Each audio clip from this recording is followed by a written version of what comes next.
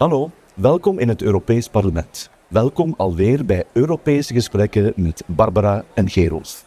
Uw duidingsprogramma over Europa en haar parlement. Vandaag met alweer een speciale gast, András László. So, András, welcome. Welcome to our program. Thank you for the invitation. Thank you. You are a Hungarian politician, from the Fidesz party.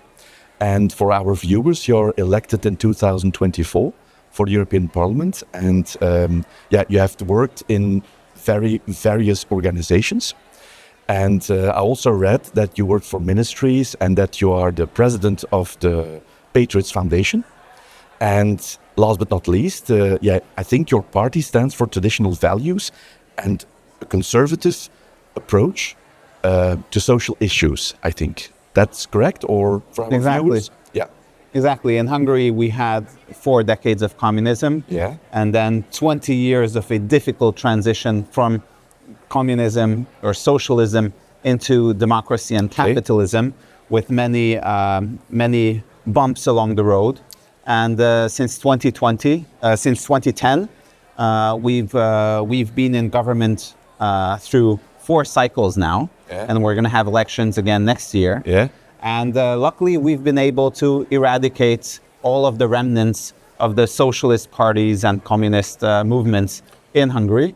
But of course, Hungarian politics is still very fiercely competitive. Yeah. So we look forward to a very tough election cycle.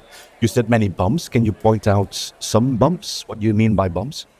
Well, we've had a break with communism in 1989. But as many say, although we had our first free and democratic elections, it didn't mean that we ended with all the bad habits. You know, you can't just change culture, political culture, or a people's culture from one day to the other just by an election. You need to change the mindset, and that takes time. And what was hindering this process was, of course, that socialist elites, they transferred their political power into economic and cultural power. So they dominated the biggest companies, they dominated media, they dominated cultural institutions, etc. So when we first won elections, Fidesz, in 1998, and Prime Minister Orbán was first Prime Minister between 1998 and 2002, we thought we were in power. And many today in Hungary say we were in government, but we were not in power, because we didn't actually have a control over the institutions that are actually necessary to deliver on the agenda you promised to your voters and what voters expect from you to do. This was different in 2010 because we won a supermajority in parliament, and that allowed us to change also the constitution, to change the institutional framework of the Hungarian state, and to shape Hungary in a direction which more represents traditional Hungarian democracy before the Second World War or before the First World War. So we had a parliamentary system back already in the 19th century, and with many democratic institutions already back then. And in some ways, we've tried to get rid of the communist and socialist institutions which dominated us in the second half of the 20th century. So the lesson actually is, if you come into power, don't underestimate the circumstances in which you are governing or not. Or not Don't even underestimate the establishment, the institutions, because it's very easy to, especially if a new party comes to power out of a sudden, let's say, growth in a campaign, that they are all of a sudden in power and they get to change everything. Institutions are really strong, and unless you have the experts, unless you have the program, unless you have the mindset of running and managing big institutions and big structures, your task will be very difficult in terms of government. Wise lesson that also Geert Wilders in Holland has to learn now. He was in government, but he wasn't able to manage the situation. Well, it was a multi-party government. Okay. And a multi-party coalition is always very difficult. It's easier for us in the last 16 years because we are in a party alliance with the Christian Democrats, but we have the absolute and in fact supermajority in Hungarian parliament. And how is it, in fact, to be in government as a right-wing, a patriotic party? Is it quite easy to be in power, or do you say it's very difficult because you have some powers that prohibit you to do your job? Well, currently our biggest obstacle, our biggest challenge is the European economic situation. Hungarian economy, Hungarian companies are very closely intertwined with European partners. Yeah. So we are very much an export-focused economy, and 70-80% of our trade happens with the European Union. Therefore, if the economy is not very strong in the EU, it also hinders the development of Hungary. We are trying to open our trade and our cooperation with other parts of the world, but it's a slow process, and of course geography determines what is cost effective, what is reasonable, and what is not. So we have a vested interest that the EU and the European economy be successful, because it also allows Hungary to grow and be successful.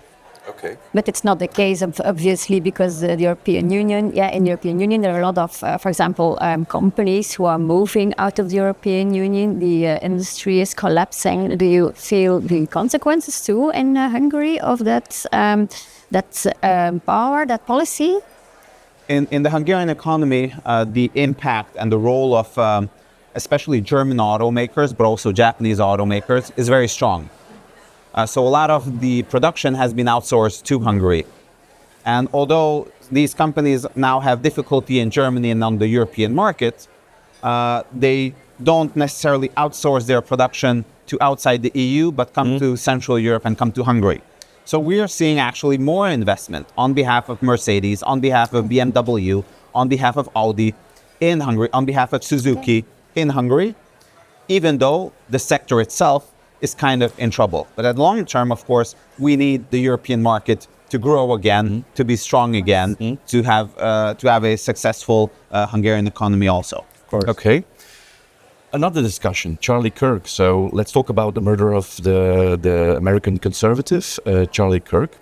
So as a lot of people saw, this has provoked, let's say, a significant global reaction.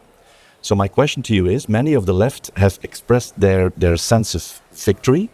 So my question to you is, how did you experience this matter about, let's say, the left side, the right side, and the murder of Charlie Kirk?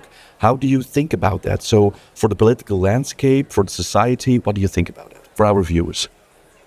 Personally, I followed Charlie Kirk on social media for years. Too. I think many probably in Flanders as well have followed him. I think he was a very witty guy. He was very good at debating.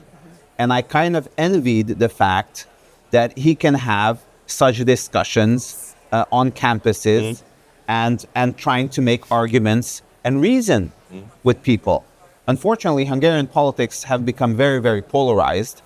And it's very similar to what we see here in the European Parliament, that it's the right-wing parties, they're threatening democracy, whatever. That's what they're saying, when in fact we're making very logical arguments, and we see the consequences of failed left-wing policies, like on migration, like on the Green Deal, like on over-regulating the digital sector and IT sector, etc., on energy. But you're not allowed to have a reasonable debate.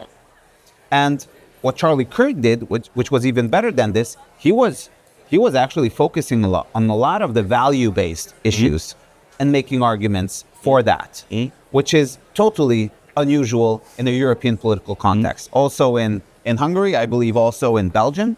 So I think this was extremely valuable, what he was doing. He was bringing back a debate and arguments about our very culture. What is Western civilization? What is Christian culture? And what does that mean in terms of our morals? What is right? What is wrong in our societies? And how do we move forward on that? And I think that was very valuable, even just to watch. The fact that they killed him shows, and he was killed for political reasons, for his opinions. I think it really shows also how deeply divided and polarized American politics are. and how, at the same time, it's a reminder we need to have these discussions about our identity and about our values. But do you think about, let's say, the victory, the expression of the victory of the left side? Yeah, it's How did you despicable. experience that? Yeah. It's despicable. Yeah.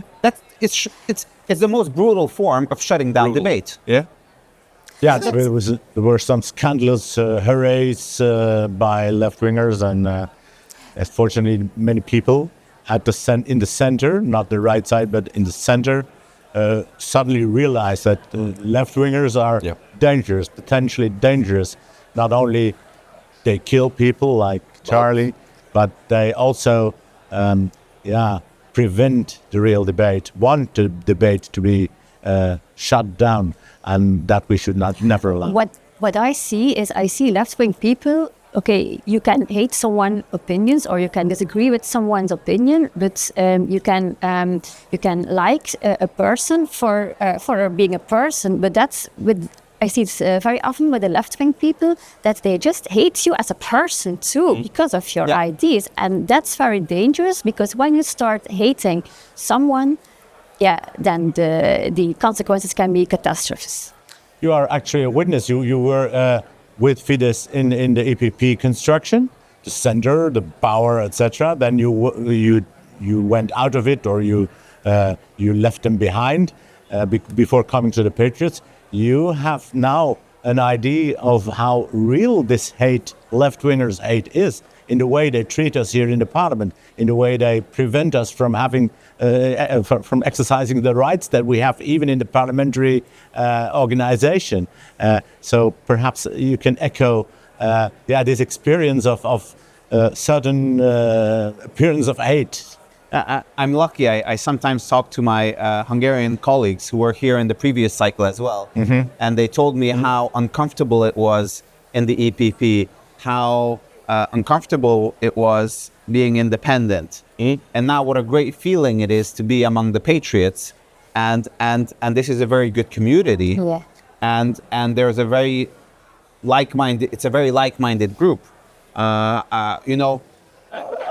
Conservative and right-wing groups in the European Parliament and European politics were dismissed as, technical, they're just doing it for the money. With the Patriots, we have a group in the European Parliament and we have a European Party Alliance, which actually shares a lot of values about sovereignty, about European identity, about stopping illegal immigration, about stopping the crazy left-wing regulations on our economy, which is stifling our economy. So I think we have a very strong force here, and we're the third largest group. And I think this is a totally different political setup now than the previous cycle. And I think, although I haven't experienced it in previous years, I think the left now in the European Parliament is now more vicious than it used to be, because before they just dismissed conservatives as a small group who are not very allied in any ways, etc. And now they see we're the third largest political group. They see we always are the third one speaking in plenary discussions, in committee discussions. They don't dominate the narrative like they used to, and it makes them super frustrated. And they also see us growing. Because, they didn't expect that every election we are growing, getting bigger. And now, indeed, as you said, you're the third biggest group here in the parliament. They never saw it before. It must be, for them, a catastrophe that you're so big. Yeah. András, something totally different. Universities. I'm looking to Gerolf. We recently saw Gerolf intervene on the topic of the, let's say, the Erasmus and the Hungarian students. They have not been able to, let's say, participate to the Erasmus project through the years, their university, their institution. Could you provide our viewers to explain what is going on in Hungary concerning that subject? Yeah. In Hungarian universities are part of the Erasmus program. Students could travel with Erasmus for many, many years. So did I when I was a student. And what happened was in the last couple of years, from the government, we reorganized a lot of the universities into a new model where there's a cooperation between, and also in the bodies which oversee universities, where we have participation from private sector leaders to feed into the university management what is the expectation on behalf of the markets. We've had politicians there from the government side to feed into what is the long-term vision of the government and where we want higher education to go. And of course, we had educational professionals. And of course, this was used, the fact that politicians are also in these bodies overseeing universities.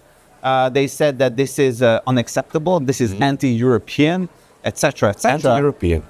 Yeah. So now what they have introduced is a ban on Hungarian students in taking part in Erasmus, a ban on Hungarian universities in taking part in research programs from the Horizon program. That's what you told last week, Harold. Yeah. And the entire argument is totally fake and it's totally off, because the argument they're making is, oh, we have politicized universities. We haven't. They're left-wing, just like in most parts of the Western world. But what they're claiming is that because now there's political infiltration into the universities, they won't allow Hungarian students to take part. But that makes no sense. If you think Hungarian universities are overly political, then shouldn't Hungarian students be allowed to go to free universities all across Europe and ban foreign students from coming to Hungarian universities with Erasmus? But they can come to these universities, and it's Hungarians. So what this really is a weaponization of the Erasmus program to punish and put pressure on Hungarian students so they become angry at the government. This is exactly what's happening. This is a weaponization of higher education and the Erasmus program against the Hungarian conservative government, the same way we have seen the weaponization of the rule of law conditionality and mechanisms generally in the European budget. The thinking, and this is admitted now by commissioners, this is admitted by our opposition members of European Parliament here, is that they think of the EU budget and freezing money to Hungary as a means to create dissatisfaction against the Hungarian government. Manipulate the electoral results of next year. That's what they want. This is fully an interference in our domestic politics and trying to put pressure on the government by creating, let's say, financial hardship or it's very sad. Inconvenience for students. It's very sad because my remarks in the Cultural Committee here in the Parliament were remarks of sadness, because Erasmus is typically a project where we could support the European idea and the idea of European cooperation, like we do this for obvious things like tariffs for mobile phones, etc. Of course, these are good things, and Erasmus was also a good thing, but not in their mind. The opponents, the EPP opponents and the others, especially the socialists, they use this for their political reasons. And now they are introducing in the Erasmus system the education of the European Union, the European Union as a concept. It will not be a critical view that they impose on Erasmus students. And also the values of Article 2 in the European Treaty, which means practically they can do anything with this project, and they are starting to destroy it. That saddens me. And just to underline how cynical this is, we've actually tried to find a compromise with the Commission. We've amended the law, which they didn't like. And then we sent them the draft amendment, and then the Commission refused to answer for a year. Oh my God. They didn't say if this is acceptable or not. Because they wanted to delay time. They don't want to release these funds. They don't want Hungarian universities back in the Erasmus system. So we've showed good faith. We've showed willingness to compromise. Zero response. When we adopted the law, saying without the response of the Commission, we didn't want to wait any longer, then they said, well, it's actually not good enough. They're not in good faith. No good faith whatsoever. Again, something totally different. The Patriots Foundation. You're the president of the foundation. Can you tell our viewers something about that? Well, we are trying to create the network of patriots across Europe and also with partners across the Atlantic, with U.S. partners. We're looking at issues which Europeans care about. We're looking at issues where we think we can solve bad situations and improve it in Europe, whether it's migration, whether it's issues related to green regulations and over-regulation, whether we're going to have today a conference on artificial intelligence, we've had on cultural sovereignty, on free speech, and again, censorship. So we're developing a lot of these subjects. We're publishing some papers on this. Yeah. We are holding lots of events, not only in Brussels, not only in Strasbourg, in different European cities. Yeah. To bring the subjects we are defending, the topics we are defending to citizens in each and every country of the European Union, and creating the networks, because it's not always, just, it's like this panel. We have always speakers from different member states of the EU to bring together the ideas, to create the network of experts, of politicians in promoting and developing our ideas further. That's what we do with the foundation, and hopefully we can increase our capacities and do even more. András, at the end, we always have different of some sort of dilemmas, not big ones, but dilemmas. So we have two questions for you. A very big dilemma. What do you prefer, the typical Hungarian goulash or the Flemish stew? What do you prefer? Oh, it's a very big dilemma. I'm a Hungarian patriot. I have to go with goulash. We're not surprised. You guys, Flemish stew? No? Yes, of course. Yeah. But Okay. But With But Burgundy I like wine. goulash too. You like the goulash too? She likes the goulash too. Yeah. Okay. But whenever I travel, Yeah. I always try the local cuisine. Yeah, me too. Yeah. So okay. I'm totally not against Flemish stew. It's I read something about langos. Is my pronunciation? Langos.